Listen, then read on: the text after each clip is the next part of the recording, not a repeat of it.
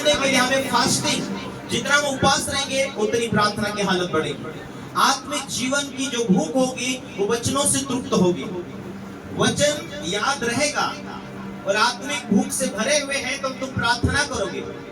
वचन जितना भरा होगा उतना तुम प्रार्थना करेंगे, उतना सामर्थ्य तुम्हारे अंदर बना होगा। और इस सामर्थ्य जैसे जैसे बढ़ेगा, आपके जीवन में कितनी बड़ी समस्या बीमारी क्यों ना चल रही, वो जीरो होती जाएगी, वह खत्म होती जाएगी।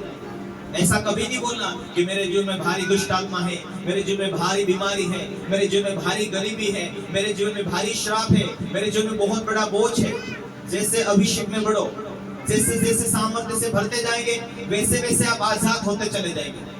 जितना बड़ा बोझ दिखाई दे रहा आपको, एक पल भर के लिए चिंता नहीं करने का। चिंता करके आप अपने आप को दुखी करते हैं। चिंता में हमें मालूम है, वचन में लिखा है, चिंता करने से क्या तू एक घड़ी बढ़ा सकता? नहीं, चिंता करने में तो एक घड़ी भी नहीं बढ़ा सकता।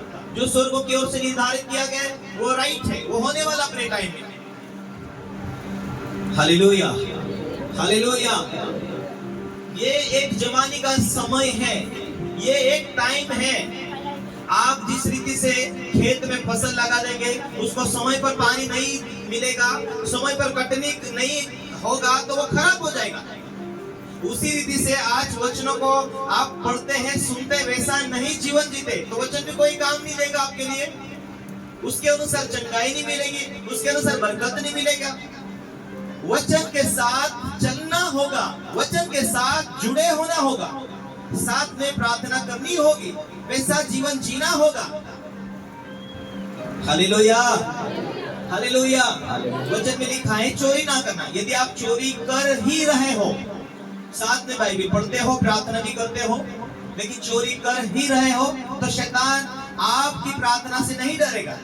वचन पर चलने वाला हो तो वह डरेगा। यदि आप वचन को पढ़ते, वचन को जानते, फिर भी चोरी कर रहे हैं, तो शैतान को आपके परिवार में तो अधिकार है। वो समय समय पर ड्यूटी मारेगा, समय समय पर आपको दुख दिया जाता है।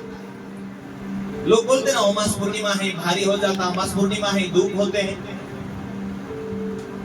अचानक मेरे जीवन में ये समस्या क्यों बढ़ती है, मेरे हालत में ये बीमारी क्यों बढ़ रही है, ऐसा क्यों होता है?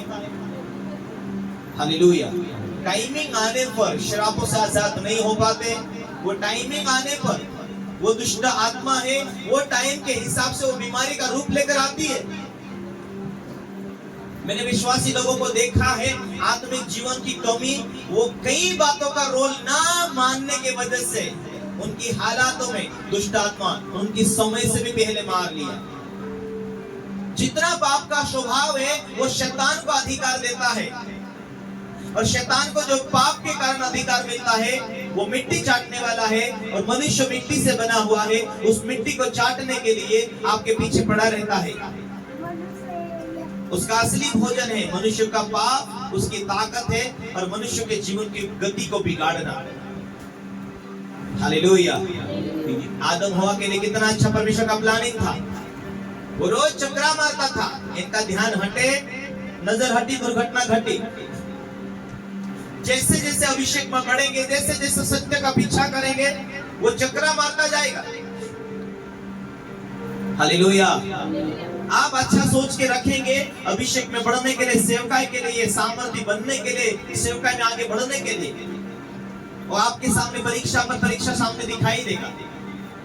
और जैसे आप कहीं परीक्षा में चले जाते हैं, डूब जाते हैं, तो आपकी बुलाहट में इतना बड़ा दरार हो जाएगा, इतनी बड़े आपके जीवन में जो गति है वो बिगड़ जाएगी, आप संभाल नहीं पाएंगे। ये बीमारी क्यों आई, ये लाचारी क्यों आई, ये बातें जीवन में दिखेगी। वापस चिंता में, टेंशन में, लड़ाई में, बुराई में जब मनुष्य जीवन व्यतीत करता है, तब तो उसके जीवन में वही दुष्ट आत्मा निकली है, वो साथ लेकर आती है। एक व्यक्ति के लिए अच्छा भविष्यवाणी हुआ, एक बहन के लिए अच्छा भविष्यवाणी हुआ। थोड़े दिन उन्होंने जीवन बिताया, थोड़े दिन के बाद में उनका जीवन वही पुरानी चाल चलन में गया। हम बहुत सारे लोगों ने प्रार्थना किया, हम लोगों ने प्रार्थना किया, छोटे छोटे बच्चे थे हमारे सामने, वो चली गई, परंतु ना दवाखाना बचा पाया, क्योंकि अंदर से डर बैठ गया उसके जीवन में। ना प्रार्थना काम आई, क्योंकि यदि मनुष्य कितना भी उसके लिए प्रार्थना करे, लेकिन वो अंदर से डरा हुआ है, क्या अभिषेक काम में आ सकता है? आ सकता है, लेकिन वचन कहता तेरा विश्वास जैसा है वैसा होगा। मनुष्य अंदर से टूट जाता है, अंदर से विश्वास खत्म हो जाता है कई बार। हालेलुया। तो परमेश्वर दिखा देता है कि आगे क्या होने वाला है। हालेलुया। तो यदि वो अभिषेक पहले से बना के रखते और आत्मिक जीवन में गिरावट ही ना होती, तो परमेश्वर के काम उस भविष्यवाणी को पूरा करने के लिए उनका जीवन तैयार हो जाता। हालेलुया। आदम हवा जो फल नहीं खाते थे, मालूम है कि उनके जीवन में जो मृत्यु था वो राज नहीं कर पाता था। फिर आप और मैं हजारों हजारों साल जीने वाले व्यक्ति बनते थे। उन्होंने जैसा फल खाया, उनके हजारों साल जीने का जो वायदा था वो खत्म हुआ। पहला मनुष्य को परमेश्वर ने 120, 900, 950 इतना उम्र दिया। जैसे जैसे पाप बढ़ता गया वो 120 पर आकर टिका है, और आज इंसान उतना भी नहीं जा रहा। Hallelujah, hallelujah. हमें दुनिया में कैसा भी माहौल हो, प्रभु के ऊपर निर्भर होकर, प्रभु के ऊपर विश्वास रख के जीना पड़ेगा। परमेश्वर की उपस्थिति में चलना पड़ेगा।